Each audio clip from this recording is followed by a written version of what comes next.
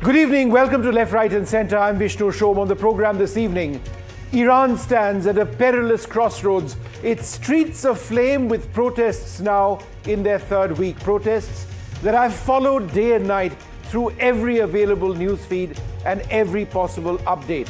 What began as outrage over economic ruin, with the currency, the rial, in freefall and prices devouring livelihoods, has escalated into thunderous nationwide demands for the regime's overthrow, demands that resonate deeply with anyone who values freedom. Nearly 500 protesters have been killed in the regime's savage crackdown, some say 1,000, with over 10,000 imprisoned amidst fierce clashes tearing through provinces. Each reported death hits me as being a stark reminder of the incredible human cost. A 4-day internet blackout continues to strangle the flow of truth, making every smuggled video and eyewitness report feel like a critical window into a darkening situation. I see defections fracturing the security forces, strikes paralyzing major cities like Tehran, Isfahan and Shiraz, and chants for the return of the Pahlavi monarchy swelling into a powerful tide that signals real momentum for change. Religious leaders are desperately pointing fingers at America and Israel, framing this uprising as an extension of recent wars, a narrative that I see as classic deflection from their own failures. Their leaders claim the situation is under control while admitting readiness for war, yet they also signal openness to talks on their terms, empty posturing that no longer convinces the outside world. Meanwhile, Donald Trump has declared that Iran reached out to negotiate, but he warns that they're edging towards his red line with every life lost, a development I find tense and potentially pivotal. Trump promises unwavering support for the people and hints at devastating military action. In my view, this turmoil is headed inexorably towards regime collapse. I've watched enough authoritarian regimes crack to recognize the signs. Crossing your red line yet to trigger a response? They're starting to, it looks like, and there seem to be some people killed that aren't supposed to be killed. These are violent, if you call them leaders, I don't know if they're leaders or just they rule through violence. But we're looking at it very seriously. The military is looking at it. And we're looking at some very strong options. We'll make a determination. شب در تهران در بعضی جایی دیگه یه مش تخریبگر آمدن ساختمان متعلق به کشور خودشون رو خراب کردن برای که دل رئیس جمهور آمریکا خوش بیاد، چون او گفته که حرف بی‌ربطی که اگر چنانچه دولت ایران چنین کنه من میام طرف شما رو میگیرم. All right, we've got some wonderful panelists joining us on the program. First up, Adel Malka-Nazarian, an American media personality, a political analyst, someone of Iranian origin. Thank you very much, Adel, for being with us. What we thought we would do is run through a set of key questions. Get your views on these key questions. So let's bring the first question up, which we can actually give our viewers. Will the current wave of protests fueled by economic collapse and spreading to over 180 cities lead to the fall of the Islamic Republic regime? That's my question. How would you respond to that, Adel? Do you believe this is the beginning of the end? I do. I think absolutely this time around, there's a lot of different elements at play, that this looks like it is the moment that Iranians have been waiting for 40 plus years. I think that First of all, the shuttering of the Grand Bazaar in Tehran, the economic lifeline of Iran's regime, right? Their economic vein, artery, if you want to call it that, being shut down in protest on December 28th. That has never before happened. In fact, when the regime first came to power, it was the Grand Bazaar that actually was shutting down against the Shah and in support of the current, let's say, the offshoot of the current leadership. And so I see so many differences. I don't think that the crackdown has been more brutal by the regime's forces than it has been in years past and in protests past. I wouldn't call this just an uprising. This is a revolution. And it is absolutely the beginning of the end of the regime as we know it.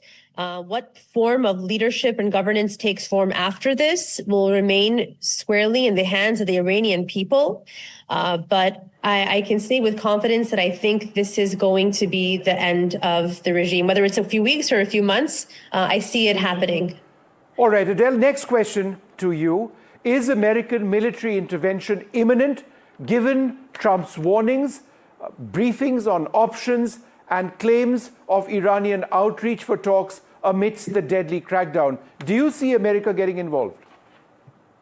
I do see America getting involved. The degree really varies. I think President Trump's red line, unlike President Barack Obama's red lines in Syria, which were never adhered to, President Trump means what he says, and he says what he means. According to President Trump's own statements, he said that lethal force being used systematically against peaceful protesters is a red line for him. It has been crossed. This is not a traditional red line, though, just to say, like acquiring nuclear weapons. It's tied specifically to human rights abuses, crackdown on dissent. This is a signal the regime is spiraling out of control. And it's not just because of what's going to happen in Iran. It's going to destabilize the region. So something has to give. I think that what you're also seeing is, I don't know if it's verified. I've been seeing verified news sources suggesting that, online at least, as of Wednesday, Iran's going to start publicly executing protesters and dissidents. This is something that I think will even further ignite a reaction from President Trump to take some kind of tangible action in some form to stop what's happening to the Iranian people. All right, next question. How credible are Iran's threats to strike the United States, its bases, also Israel, if allegations of foreign intervention take place? Do you believe that this is just, it's an exaggeration, or do you believe that this could be an extension of the fighting which we saw a few months back? Unfortunately, it's very credible. I do see Iran exercising a response with force to any kind of intervention from the West on its, proxies or its own people, its, governance structure. I do definitely see that. It is also a big concern for U.S. national security interests, for other nations in the region. And of course, I think there's going to be every country that has Iranian presence officially is going to be on high alert. You may even see embassies evacuating their personnel. So I think Iran will definitely respond with a good amount of force and might. And I just hope it doesn't also result in any kind of radical activity within the U.S. I don't know if you heard about it, but in California, in Westwood, I believe it was, there was a U-Haul truck that actually was, that drove into a crowd of Iranian protesters yesterday who were protesting against the regime. So who knows what could be next? No, it is frightening. Just be with us. We've got another very special guest. Negar Motahedi is a senior journalist at Iran International, a host of its weekly Eye for Iran podcast, deeply concerned as someone of Iranian origin at what we are seeing over there on the screen. Let's have Negar up on the screen. Thanks very much for being with us. So, what we've been trying to do, Negar, is to go through scenarios and questions. So I'll bring the next one up to you, which is this. Can the Iranian regime, in your opinion, sustain this violent suppression, including internet blackouts, labeling protesters as terrorists, or do you believe that internal weaknesses and the casualties on the security forces will eventually erode control? I think they've already lost control. Okay. The only thing that they have in their toolbox at the moment is violence and repression. They have lost control economically speaking. Ecologically speaking, don't forget, just a few weeks ago, the president of Iran was considering moving the capital from Tehran to the south so they could have access to water. So from everything from lack of water, dry taps, the air that they breathe, which is sometimes so polluted that they put out warnings that you can't walk outside, to the political chaos, they have nothing left other than their violence and the repression. So the question now is not will the regime be able to sustain itself, but how many more innocent lives, how many more people are going to be killed as this regime rots from within? Negar, to what extent are the protests driven by Iran's massive economic crisis at this stage, hyperinflation, currency collapse, sanctions, right? The impact of sanctions. Is this really instigated by that? Is it anger that people feel towards the state of the economy, their jobs, their livelihoods? That was the spark, of course. That was the spark that ignited all of this. But it's not just about the economy. This is 47 years of anger from the economy to the environment to the repression to just walking outside and being told how you should dress and what you should be looking like. I mean, this is 47 years bottled up that has finally come out. But of course, the economic pressures are what triggered all of this. That was just the spark. But the whole system is being questioned right now. This is about regime change. Yeah. Let's also bring in Dr. Richard Benkin. He's a geopolitical analyst and author. Dr. Benkin, thanks very much for being with us. I'm just trying to understand, sir, how soon do you believe, or what is the red line you believe that Donald Trump has, beyond which there may be strikes? And when we talk about strikes, I'm presuming these are aerial strikes against the Iranian military infrastructure. Boots on the ground seems, difficult at this stage. Yes, well, first of all, I agree with what the previous speakers, and including yourself, have said. I don't see how the regime survives. What red lines are there? First of all, I think those red lines have already been crossed. So really, the question is, what happens and when does it happen? Just recently, just a few minutes ago, on Air Force One, President Trump seemed to walk back his threats and offer more moderation. However, I think we all have to remember President Trump keeps his cards close to his vest. He doesn't tell people what he will or will not do. And if we look at what happened in June in the 12-day war, before the U.S. bombed the Fordo nuclear site, it appeared anyway that Israel and the United States were drifting further apart. So those red lines have been crossed, and we're not exactly sure what's going to happen or when. People are being very tight-lipped, I can tell you around here. I also can tell you there's another thing that's very important that makes this all kind of tricky. And if this can be seen as something that is pushed or comes from some sort of foreign power, the United States, Israel, or whomever, that's problematic, because what this really is, this is an organic revolution by the people of Iran. And so even within the protesters, I think there's from what I understand from people I've talked to, there's mixed opinion as to what the U.S. can or cannot do. I think there are other things besides immediate military action.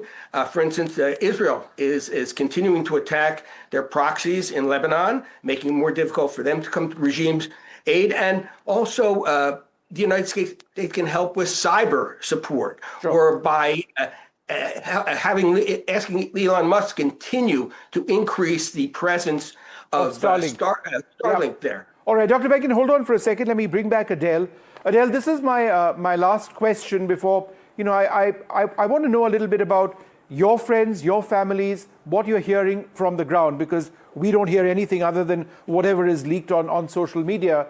So, Adele, this final question: will Raza Pahlavi's calls for escalated mobilization, strikes, street takeovers, his positioning as a transition leader, will that galvanize enough support to shape a post-regime outcome?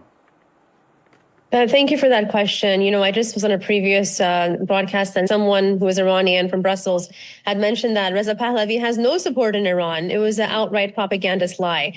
Reza Pahlavi, the crown prince, who I've met with personally several times, I know him pretty well, him and his wonderful wife and family, he definitely has enough support to galvanize a movement beyond this in Iran.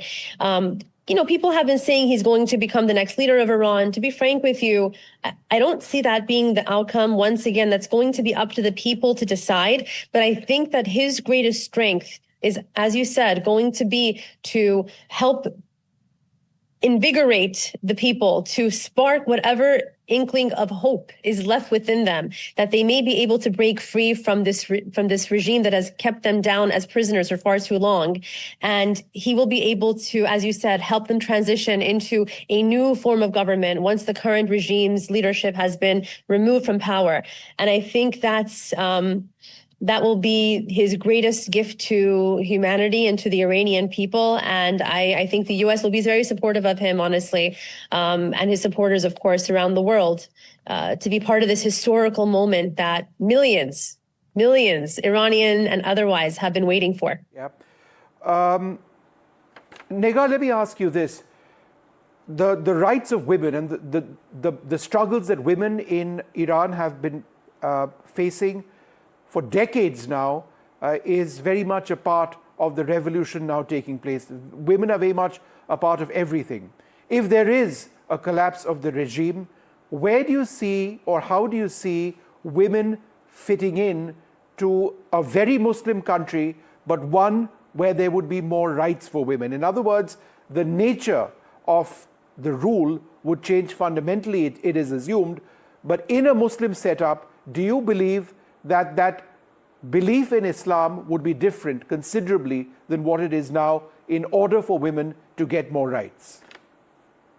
Well, first of all, there's gender apartheid in Iran, and women are center stage, and they are taking the lead in every aspect that you can think of and pushing back against this regime. But I wouldn't consider Iran to be a Muslim-centered country. I feel that, ironically, it took an Islamic revolution, paradoxically speaking, a holy irony, if you will, to make Iran actually very secular. So Iranians, by and large, are secular, and I think that post-regime scenario would be one that would reject any form of religious rule. I mean, this is very much what this is about. Iranians are rejecting having a velayat faqih, this whole notion of the supreme leader. So that will come to an end, and Iranian women will be front and center. Adele, would you agree that the Iran that you may be looking at is not an Islamic state? It's an entirely secular state, potentially a secular democracy. Is that your dream? Look, I agree with Negar that Islam has never been the center of Iran. If you look at the Cyrus Cylinder, the first ever human rights doctrine by Cyrus the Great, who was Zoroastrian, by the way, there was nothing oppressive about that. The core, the heart, the soul of Iran, Persia, the Persian Empire, has been one of inclusivity. And the problem is when religion becomes a tool of control and oppression. And I think that's where the Islamic Republic got it wrong. And I'm very much aligned with Negar in that I look forward to a day when the gender apartheid, if you want to call it that, right, regime in Iran will be replaced by one where women can also be the exceptional people that they are and be granted positions for their merits, based on their merits, not based on their gender. Iranian women are highly intelligent and capable, and I think that it's an opportunity for their true talents to be showcased, not only for their own country, but also for the world. Absolutely. And I truly look forward to that. Negar, where does this leave a new Iran's relationship with, say, Israel? You are technically still at war with Israel. There were military attacks in your country some time back. More important than anything else, perhaps, is peace. I'm sure all of us can agree that there has to be peace in West Asia. Do you believe that if the Khamenei regime goes away, is replaced, then that can take place, some sort of a lasting peace with Israel? 100%. I mean, and you'll see that in a lot of Iranian protests, they actually are holding the flag of Israel. And the Israeli government has been very supportive of the Iranian people. And, you know, there's even talk right now, potentially, that maybe the Israelis will start to do some cyber attacks on the Islamic Republic of Iran, who are known to be jamming certain regions with Starlink because they can do so through GPS tracking and whatnot. So it is within the interests of Israel to see a post-Islamic Republic Iran. And the Islamic Republic, of course, is an existential threat to Israel and to people around the world, especially to Jewish people. And Adele, a final question to you. The timeline. There are those who feel that there will be the revolution will be over, there'll be a change in a matter of days. Others say weeks. Others say that the security setup in Iran has still not really been tested. What is your view on that? That's a great question. I really think that something will happen before 2027. I know we're just entered 2026.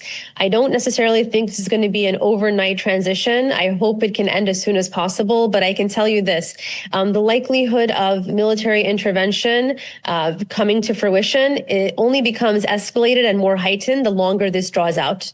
And it all comes down to economics. It has to do with oil, real markets, oil prices. That's going to be the differentiating factor. And the longer this thing draws out, the more the markets are going to be volatile. And that's what's going to be the impetus for any kind of tangible action in the form of military intervention and strikes. Well, so I'd say a few months. All right. Well, we leave it over there. Adele, Negar, and Dr. Benkin, thank you all very much for being with us. It's unbelievable how soon these changes are taking place, but it's not going to happen instantly. It'll perhaps take some more time. But will the freedom that millions across Iran, the one that they're praying for, actually take place? And will there be a lasting peace where the rights of women and others are respected in one of the world's oldest civilizations? We leave it there. Thanks very much for being with us. Good night.